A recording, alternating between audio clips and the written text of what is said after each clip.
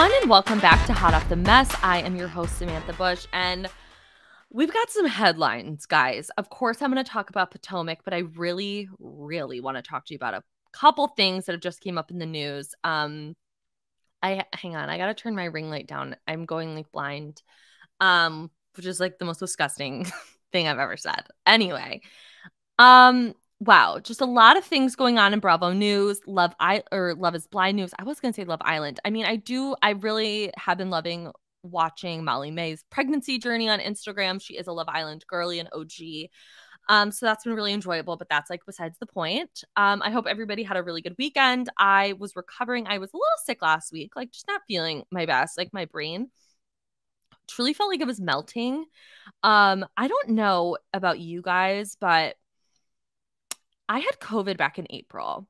And I know people talk about like long form COVID or things just their body never reset in the same way that it did before they had COVID.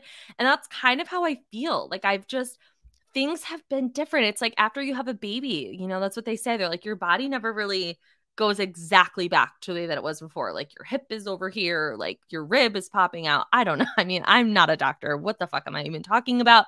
But anyway, so my boyfriend and my dad and we all went to the Van Gogh exhibit. My mom was supposed to go, but she was like really, really sick. Shout out to Mare. Hope she's feeling better and recovering. But so we went to the Van Gogh exhibit, and to get inside, you obviously had to buy a ticket ahead of time. So we did that, but then you had to like check your purse and your coat, obviously. And then you go through like 3 different lines. So we made it through. Like it didn't take very long, but it was still, 3 lines that you didn't think you'd have to stand in, but whatever. So we're going through the lines. We finally make it inside. It's packed, like so busy. I love seeing the DIA, which is the Detroit Institute of Arts, busy. Like growing up, I would go there all the time with my family. And it was just like, obviously, like no one was ever there, but now it's like popping and I love seeing the city grow, whatever. Okay, I'm getting like off on a tangent. Anyway, so we're in there. We looked at 2 paintings and all of a sudden the fire alarms start going off. They start flashing, sirens, like, and everyone was just kind of standing around and we were all kind of looking at each other like, is this one of those like fake outs? Like it's really not something, or it just got accidentally set off because someone went out like an exit door. Like, what is the tea? Well, then we all kind of like started putting our noses up in the air and sniffing around like little hound dogs. And we smelled something burning. So that was really interesting. And then we had to leave. We had to evacuate. And we we had to evacuate. And we couldn't take our stuff with us, obviously, because like the people in the museum, the docents and everything were like, there's literally a fire. And you could smell something was just not right. You didn't know what it was. We leave, we go sit in the car, and then we eventually did make our way back in. So we saw the Van Gogh exhibit eventually once things like kind of cleared out and they gave us the go. But it was really amazing, and I feel like if it comes to like your museum near you, you definitely want to go see it. It's not the interactive one, which is basically that's just like an acid trip where you sit and there's just like big projectors like projecting Starry Night. This is like his actual paintings, and it like goes through his whole story. It's really good. It's really, really good. So anyway, let's talk headlines.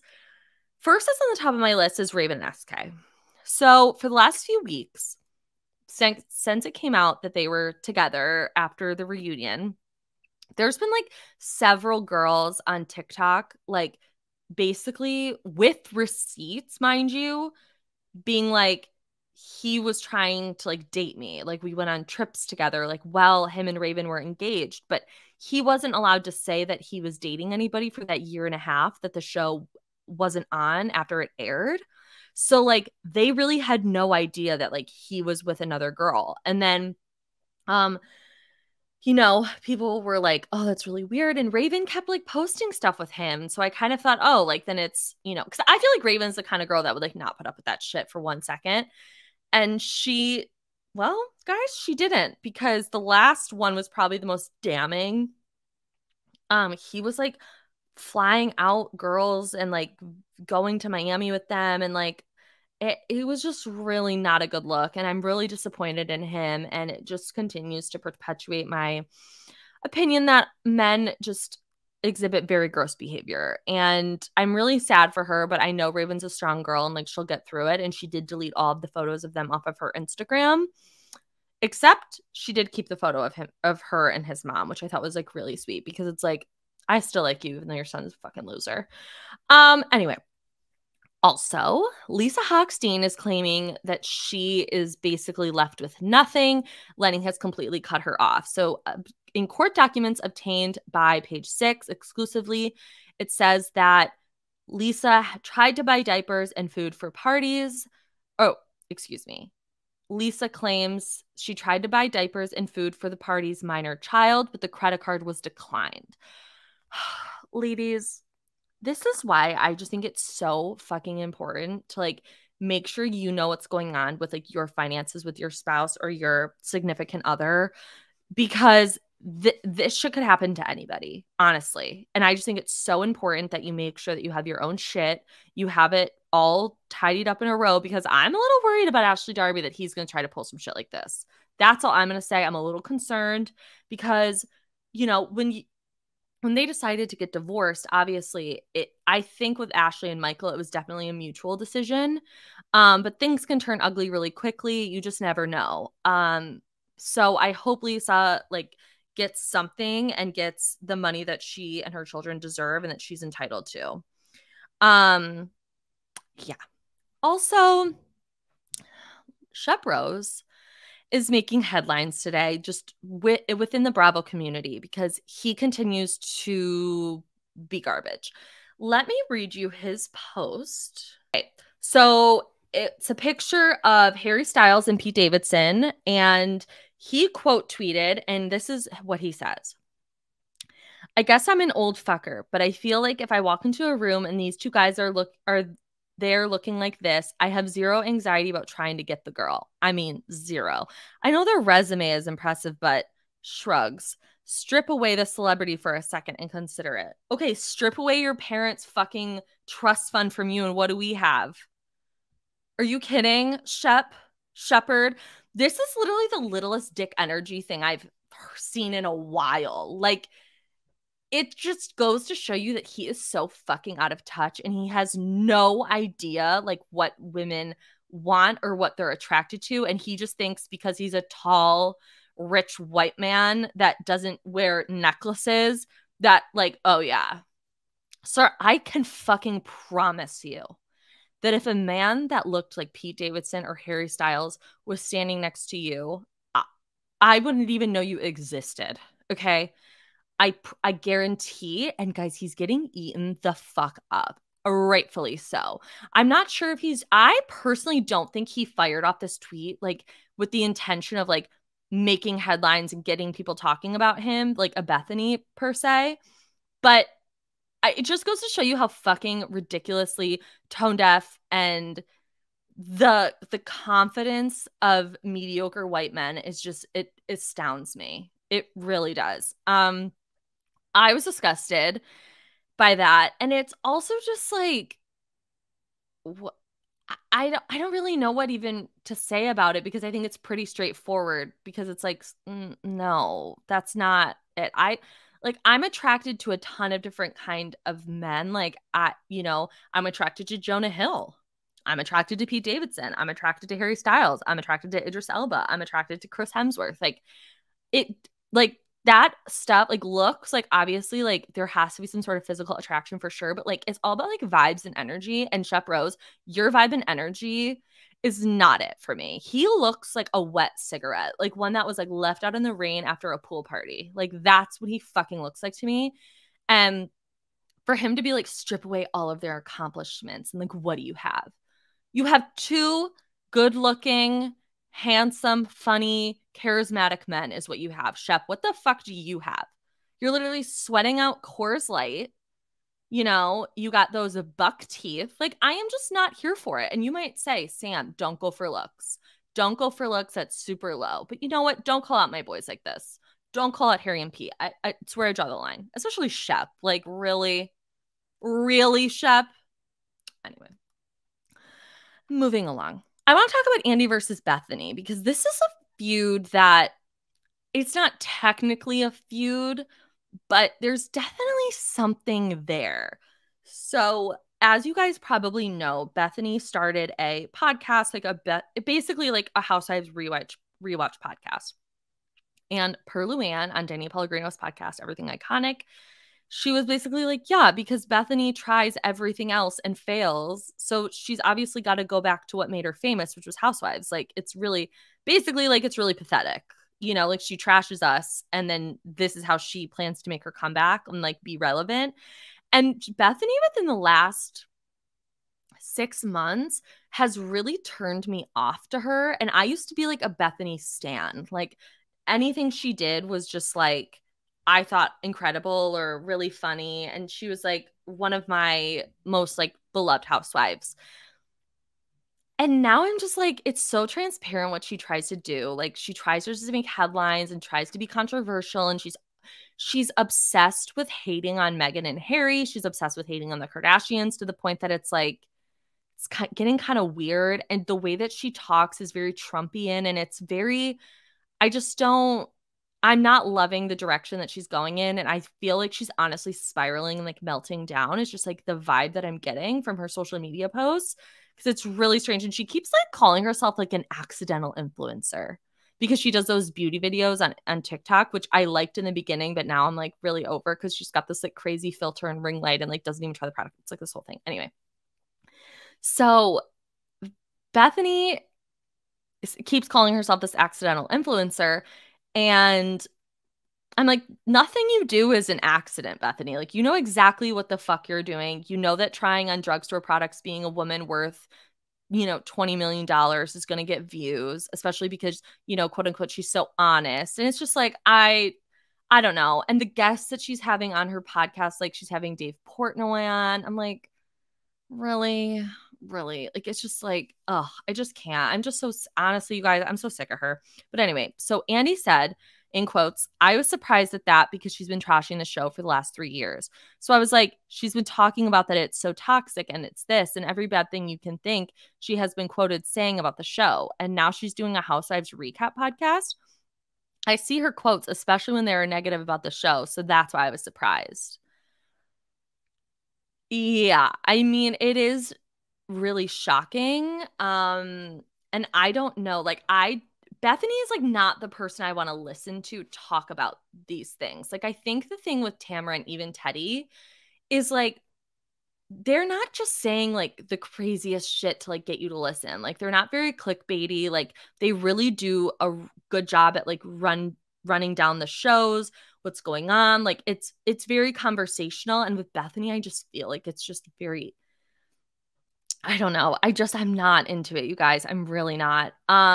But that's all I have for headlines. I do want to get into Real Housewives of Potomac because last night's episode was truly explosive. Um, so we're in Miami. We're back in Miami. The girls are ready to go. They just showed up to the house with 6 bedrooms with 9 girls. As I said last week, I would be furious. I would be livid. And I mean, when they shot Giselle on the bed and then showed the pipes above the bed making all those noises, but every time someone flushes, I was like, what is this house made of? Stilts? Made of paper? Made of popsicle sticks? It's just not what I'm used to seeing on Housewives. It's really shocking. I feel like the women of Potomac, like, except for that one trip they did in Cannes, do you guys remember that when like when Candace sang like I like big balls and they were like in France? That was really funny. But other than that, I feel like the houses we get on Potomac are like not that nice. And I don't know why, because on Real Houses of New York, like we would get like mansions. Like they would go to like Vermont and be in this most beautiful house and they would fight over who was in the basement.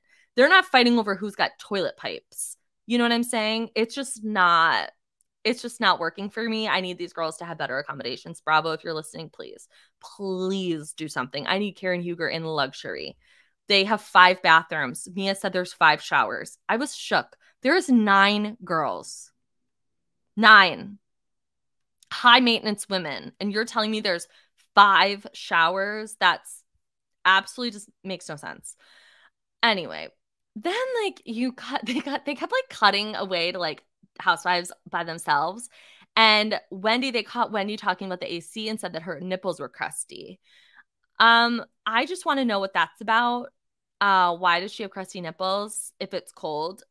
Or too hot? I feel like your nipples would be like the opposite of crusty. I feel like they would be, I don't know, like sweaty. Um, then we get a scene with Mia and Jacqueline, who have been friends, obviously, since Mia was like a young girl. Jacqueline lived with them, was there for her when her father died when he was in prison. Like they're old. They like, have been friends for forever. So the way that Mia is treating Jacqueline is really kind of weird. And it's got my little ears perked up a little bit because why are you talking to your friend like that? And I do understand like that would be really annoying. Like if your friend was always that person, like, do you have toothpaste? Do you have a bobby pin? Do you have shampoo? Like, do you have Like, I would be like, do you not pack? Like, what do you mean? Especially if you're tired and you're stressed because you're hosting this trip. Like, I would truly be annoyed. And I think because they've known each other for so long, they can be so free with saying when they're frustrated with one another. But something about it just isn't just that. Like there's a little level of like friction. And I feel like because Mia can almost feel Jacqueline like trying to become a housewife, if you know what I mean. Like she's probably like, okay, I brought you on the show to be your friend, and like you keep trying to like make moments and like do this and that. And I find that to be such an interesting dynamic. I always say this on the show. Like Ashley brought Candace on and they were fighting. Like, I'm rewatching New Jersey, as everybody knows, because I won't stop talking about it. And Siggy brought Margaret on and they're fighting. Like, it's just always the people that you bring on the show that you end up fighting with. And they're the people that you supposedly know the best or the longest. It's really interesting. But yeah, Jacqueline's really fucking annoying, I will say. And I am so glad Candace was not here yet for many reasons. So I miss her. Candy is my girl, but it's for the best that she just like wasn't there at that dinner because I feel like she would have fucking lost her mind. And I want as many people on Team Basset Hound as possible. And she's really gaining a lot of fans, and I love to see it. So, I want people to continue loving my girl. But I just know that if she were to pop off in any way about the situation that we'll get to with Mia and Wendy, like, I know people wouldn't take her side, and they wouldn't probably take Wendy's side either just because of Candace. Like, so I just want to let out a sigh of relief knowing that she's not there. And I miss her. But Mia saying that Candace doesn't have a booty is like really strange because she was talking about how Chris, supposedly, allegedly was hitting on a woman at the Spring Fling Awakening Revival, whatever the fuck that party was called. And Mia was like, yeah, Candace doesn't have a booty. I'm like, Candace literally has the best butt out of this entire cast. So check your facts. And then they decide to all go to bar one. Oh, wait, no. I want to start. No. So before we get into the whole dinner, I do want to talk about Ashley's little conversation that she had with Giselle and Robin. And I found it really interesting that Ashley's like just now realizing like, oh, like this divorce like is really happening because now he's being kind of a dick. And I feel like I said earlier in this episode, like I think in her mind she thought, oh, this is going to be easy. We're going to be co-parents together. It just didn't work out. But it's like divorce can make you into a monster. And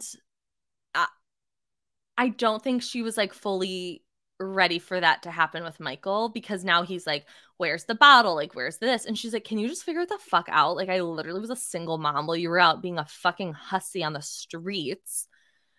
And I'm like, good for you, Ashley. And Giselle and Robin are looking at her like, yeah, like you're getting divorced, babe. Like this shit happens. Like we're not like in that moment, they were like, yeah, we weren't just telling you to be careful and to look out for yourself and your family for no fucking reason. Like, he's going to try to make this difficult for her. And that's what I'm worried about. Like I said with Lenny Hochstein, is like, I worry that it might get ugly between the two of them, especially when it comes to money, because right now they're still in their separation. So nothing is really being decided yet when it comes to finances and money and like what she's going to get for child support or whatever. And I just worry that when that time comes, it's not going to be as easy breezy as she thought. But anyway, so they're going to Peter / Patricia's bar 1 / bar none. There's lots of asterisks in this episode. And Peter's upset because Wendy never got back to him about, the fine or the, what's it called? The contract. And, he walked over to the table. He acted fine. Like, it wasn't a big deal. Ashley made a good point. She was like, he was easy breezy, his Jamaican self. Like, he didn't seem bothered at all. And, him and Wendy had a little bit of an interaction. Like, he didn't seem that cold to me. And Mia, who I have a bone to pick with her about this lip color situation she's got going on. I couldn't hate a lip color on someone more than I hate this big, sloppy, sticky red lip on Mia. And as you guys know, if you listen regular to this podcast, I was loving Mia last week. Loving her, living for her, dying for her, gagging for her. Like, Mia was like my girl. I was really on board with Mia. And Wendy was kind of, in the Abby Lee Miller pyramid of housewives, Wendy was at the bottom of the pyramid. And, I just, how things change on this podcast, how things change on housewives. So, that red lip, it just like looks so, like one wrong move and that lip is sliding across her face. Like, I hate it. I wish it was matte. Like, I wish it was either a satin lip or a matte lip. The gloss is like really not working for me. I hate it. She looks like Mrs. Claus. It's no. So Wendy goes and talks to him with Shasha, which I have to give a little shout out for my Charisse because she wastes no time. She looks him dead ass in the face and she's like, well, if you hate Wendy, I would love to talk to you about doing like a champagne bar. He's like, what the fuck? Like, he's like, ma'am, these girls are crazy. Like, he thought he was leaving Atlanta and coming on Potomac and maybe getting a little something different. Like, no, these bitches are nuts. And Shasha literally says that to him and leaves. Like, she's like, all right, you guys deal with this. And Mia's like describing her relationship with Peter and how he's like a godfather to one of her kids. And like, he was the first man to hold her daughter besides G. And like, I'm like, really? Really? Like, because the way that they're interacting, they definitely act like they've met before. But I'm not getting this like closeness. I don't know. Maybe I'm like misreading the whole situation.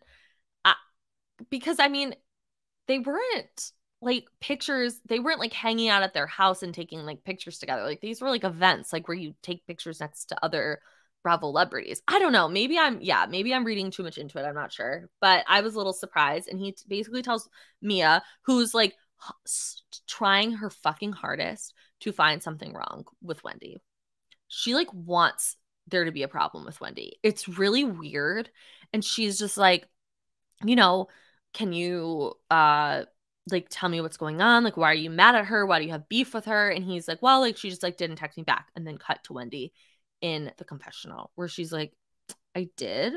I just asked if I could see the place before like we go through all these documents. And that is truly so fucking valid. Like, why would she go in on a fucking restaurant and hasn't even seen the space? So Peter texts Wendy back.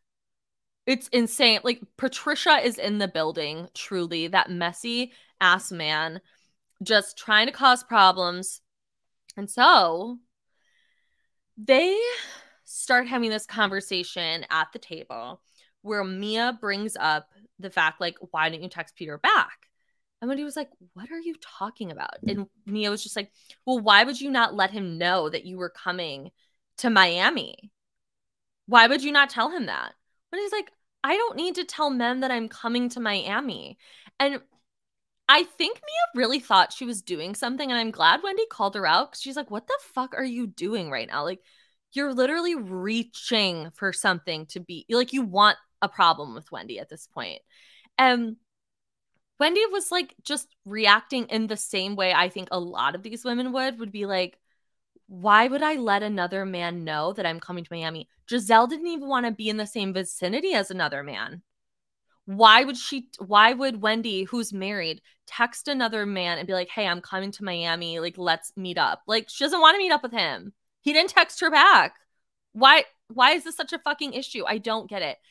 And then, they're going back and forth. They're talking about like, Wendy was basically like, I don't know what you do with your husband, like the way that you guys behave, but that's like not how my marriage works. Like, I don't do shit like that. And basically like if Peter has a problem, he could talk to my husband because like this, I don't get in, like men shouldn't get involved in like women's business and like vice versa, like whatever. Mia then takes this glass and throws it on Wendy. And as Karen Huger said, because they were like, Karen, how did it not hit you? And she goes, because God loves me. God damn it. Karen Huger, she's just the comedic light that I just look for in every second of the show. I love that delusional woman so much who just will not say that she's 59. She just keeps going, I'm 5'9". When she said that on last week's episode, I thought she meant she was 5'9", like as in her height. I really didn't know what she was getting at with her. That meant her age, but that's on me. I would never say it was Karen's fault. But anyway, so Mia throws a drink on Wendy. And then Mia starts getting up and starts yelling. And then there's a producer involved. And Wendy's still sitting there. And of course, she's yelling back because she's like, you just poured a fucking drink on me. Like, what the fuck? And I understand that in Housewives, like, drink throwing happens, okay? I understand that. But what really bothered me, it wasn't even Mia or Wendy. Guys, it was my girl Robin. Robin was really pissing me off this episode. The way that she got out her camera and was filming this and was like, you're being an aggressor to Wendy. I'm like, Wendy is sitting there and got a drink thrown on her. What the fuck are you talking about? Like, thank God for Ashley, who has some fucking sense and was like, if you throw a drink on me, shit would go down. Like, Wendy actually handled herself better. And, of course, Wendy calling me a crater face was not ideal. But they were going back and forth. It is a war of words on this show. It is how it happens.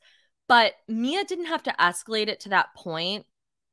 And I also want to be careful how I talk about it because I think the way that quote unquote violence or aggressive behavior gets talked about when it comes to the women on Potomac in Atlanta is very, very different than the way it gets talked about with, let's say, Jersey. Okay. Teresa has thrown glasses, flipped tables. Danielle pulled Marge's hair and there was no discourse about that was aggressive or you're an aggressor or anything like that. And I think that that's something we all need to really look at and really kind of unpack. I think you can unpack it really quickly and easily if you think about it for 0.5 seconds. And just Robin was really pissing me off, saying that Wendy, was the one that was aggravating Mia and like pushed her to that point. And I'm like, well, and I'm no Monique fan. Okay. We all remember season 5, but they had a very different tune when it came to Monique hurting Candace. So it seems just like a little bit cherry picky and it feels like, oh, well, we don't like Monique. So we're going to say it's, Candace didn't deserve that. But in the case of they don't like Wendy, it's, oh, well, we're team Mia. It's like, that's not how this works. And then Mia leaves the table. Jacqueline gets up. People get up. They're checking on her. She's obviously upset. She comes back. The fight continues. Oh my God. It was like so chaotic. I watched the last like minutes of this scene or this episode like 4 or 5 times just to like try to remember everything that happens because so much is happening at this table, right? Like Jacqueline goes after Mia and she's trying to like get her to calm down. And I'm honestly shocked Mia goes back to the table, but then shit just escalates even more. And they start fighting. Wendy is like, you threw a drink in my fucking face. Like, it's craziness. Not happiness, it's craziness. And Mia leaves, and how Mia is crying and upset about hurting her own hand. Wendy did not hurt your nail, babe. Let's be very clear. Your finger is bleeding because you lost your cool and you threw a drink. And it just pisses me off the way that they're all treating Wendy. And I'm so glad to see people like standing up for her, especially on social media. I don't want anybody obviously to attack like the other women. I feel like we can have like a discourse about this, but it's just really upsetting. I never like to see people fight and get physical with each other. And even Ashley was defending Wendy, and then I saw a preview for next season where Candace is like really visibly shaken up that this happened to her friend Wendy. Like, and I feel like this could be the thing that brings Candace and Ashley back together. Like, because Ashley is very team Wendy. Candace seems to be very team Wendy, of course. And I really do feel like this could heal them. It could heal the Chris shit. It could heal the Michael Darby nonsense. I do think that in the darkness we found light, and that is Candace and Ashley being friends. And I can't wait for next week. It's going to be another great episode. I can't wait. And guys, we have some really exciting guests coming down the pipeline on this pod. So it's going to be really exciting. And please, what was I going to say? Oh, please rate, review, and subscribe wherever you listen to podcasts. Make sure you leave it a 5-star review. Tell me how amazing and beautiful and gorgeous and stunning I am. And follow me at Bravo Historian if you don't already, and at Take Yours Left on Twitter before that shit goes down into flames. And also make sure you check out the Shortcomings podcast with Chris Lewis. It comes out every Wednesday. And this week, I don't remember the episode that him and I were discussing because we are always 2 weeks behind or 2 weeks ahead. So my apologies, but it's going to be a good one, unhinged per usual. And I'll see you guys all around on Instagram, and have a good night. Bye.